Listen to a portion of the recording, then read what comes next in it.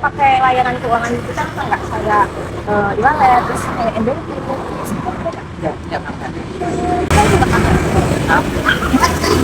Kan kayak kalau misalnya itu pakai e-wallet atau bisa mungkin kan bisa mendadak dan karena kan apa namanya daerah sekarang kan banyaknya pakainya yang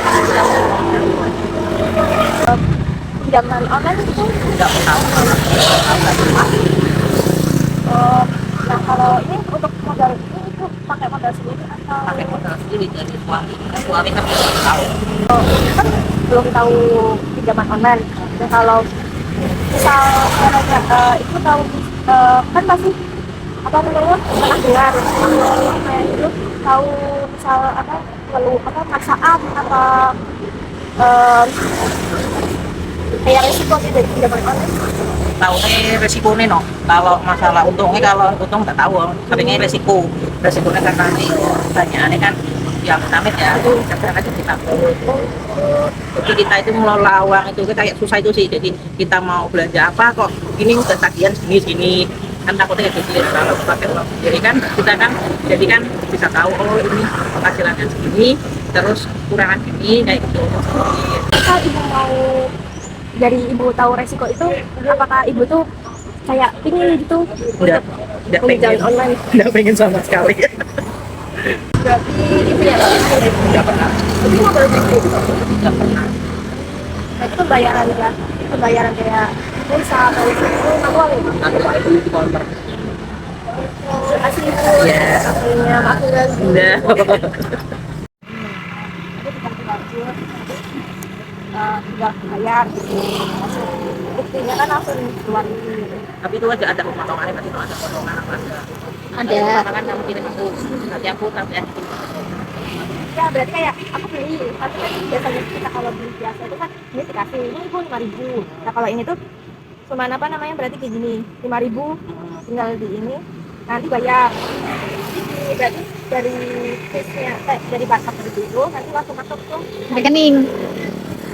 dan nanti kalau mau ditarik itu tinggal berarti counter gitu ya. Kalau enggak ya berarti kan dari ini masukin ke m-banking gitu.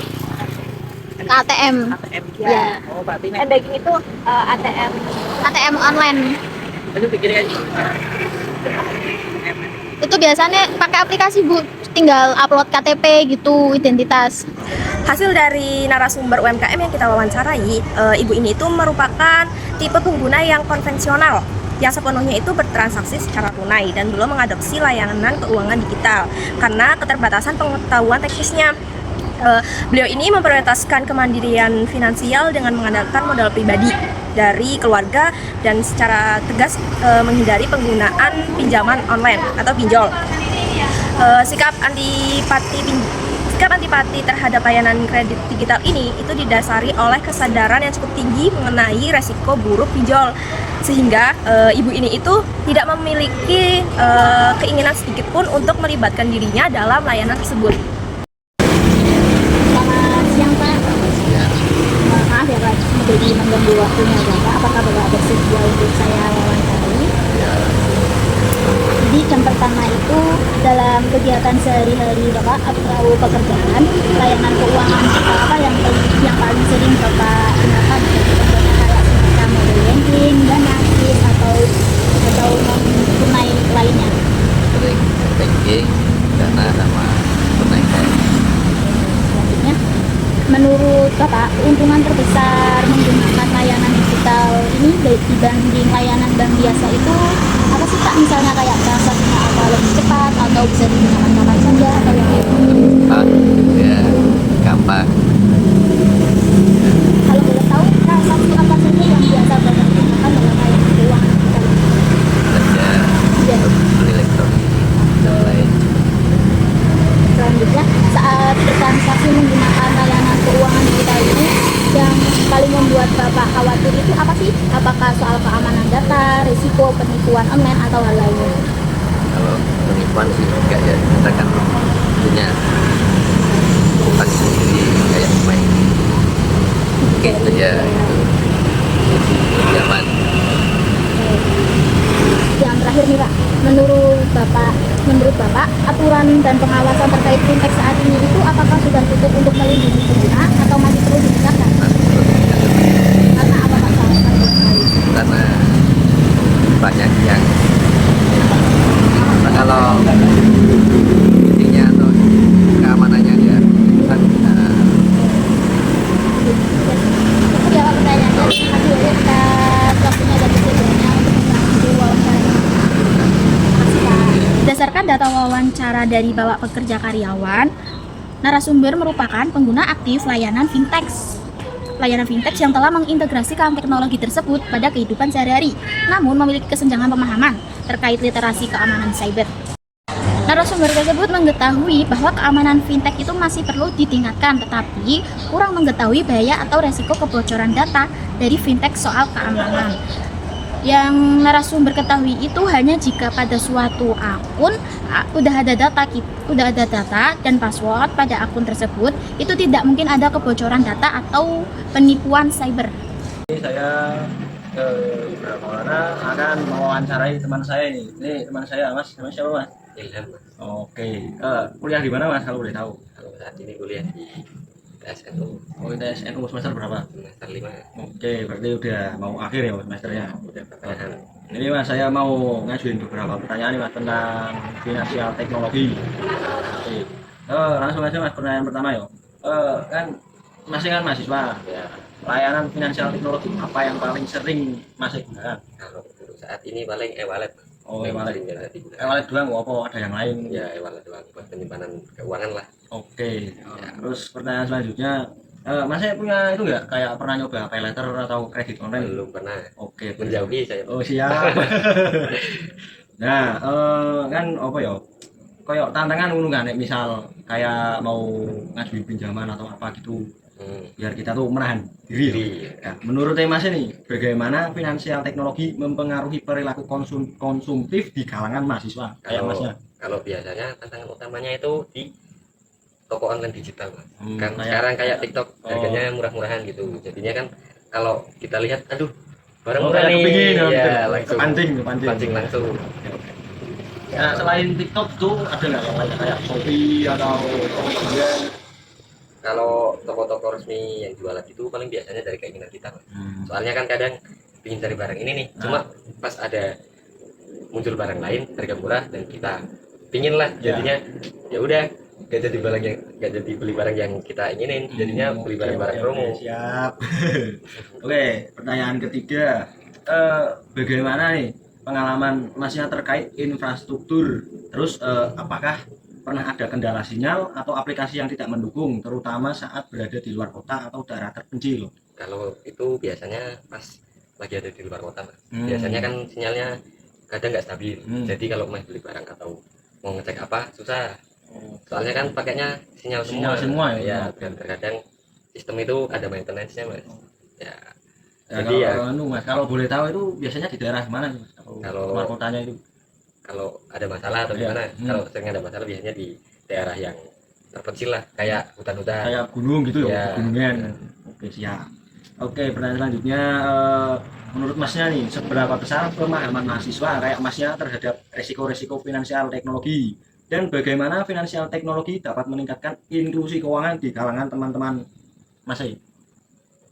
Kalau itu biasanya resiko atau tantangannya itu terhadap diri sendiri, Mas. Soalnya kan pemahaman seseorang pasti udah jauh lebih modern lah, gampangannya lebih bisa mengerti tentang apa itu.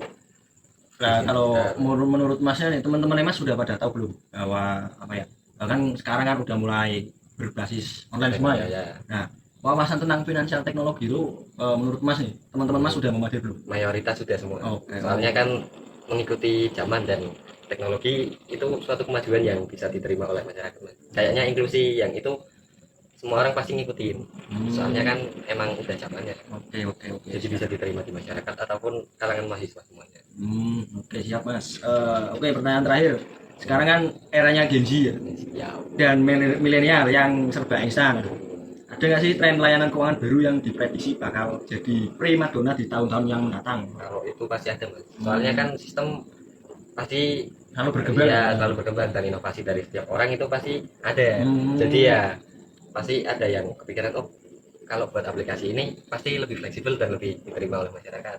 Jadi kayak memprioritaskan apa yang dikeluhin. Kalau yang diterima kan pasti udah kepikiran. Nah, itu kalau yang dikeluhin kan belum. Pasti kan ada perkembangan lah. Ada yang mau bikin rencana ini, rencana itu, aplikasi yang lebih fleksibel, yang lebih apa? Lebih nyaman, ya. Ya intinya menguntungkan. User friendly lah. Ya. Oke, udah Mas, pertanyaan udah habis nih. Terima kasih atas jawabannya ya. Setelah saya mewawancari teman saya ya, yang mahasiswa itu bisa disimpulkan bahwa mahasiswa saat ini mengadopsi layanan e-wallet namun menunjukkan sikap selektif terhadap menjauhi pay letter atau utang-utang pinjol gitu.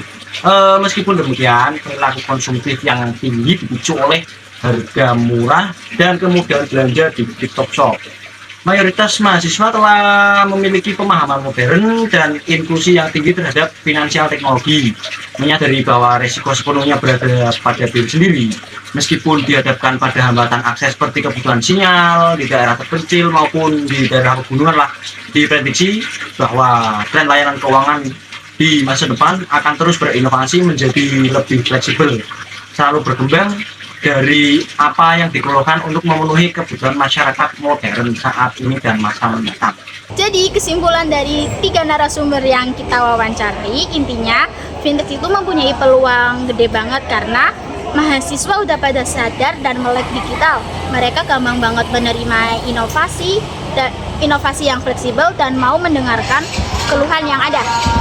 Dari kesimpulan yang telah disebutkan tadi, ada juga tantangan bagi seseorang yang menggunakan finansial teknologi ya. Yang pertama itu tentang keamanan.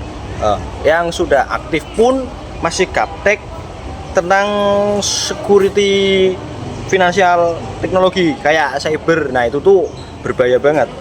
Terus masalah adopsi. Nah, orang yang sudah kebiasaan pakai uang tunai konvensional susah banget diajak pindah, alasannya nggak ngerti teknologi dan teknisnya. Tantangan selanjutnya ini ada di gaya hidup. Gaya hidup gara-gara e-commerce ini gara-gara e-commerce banyak TikTok harganya itu lebih murah. Jadi mahasiswa ataupun yang lainnya itu gampang banget boros atau konsumtif. Nah, kalau tantangan dari segi infrastruktur itu ada di layanan digital ini tuh sering kayak sering mental gitu. Kalau ketemu sinyal yang jelek atau kita itu sedang berada di daerah yang terpencil, jadi itu susah ada sinyalnya. Nah, dari tantangan ini, fintech ini tuh harus pintar-pintar lagi nih untuk upgrade soal keamanan, edukasi orang tua atau konvensionalnya, sama bantu pengguna biar gak kalah belanja. Sekian dari kelompok 12. Mohon maaf bila ada kesalahan kata ataupun penjelasan yang mungkin belum bisa dipahami teman-teman ya. Kami mohon maaf sebesar-besarnya dan terima kasih telah mendengarkan penjelasan dari kami. Wassalamualaikum warahmatullahi wabarakatuh.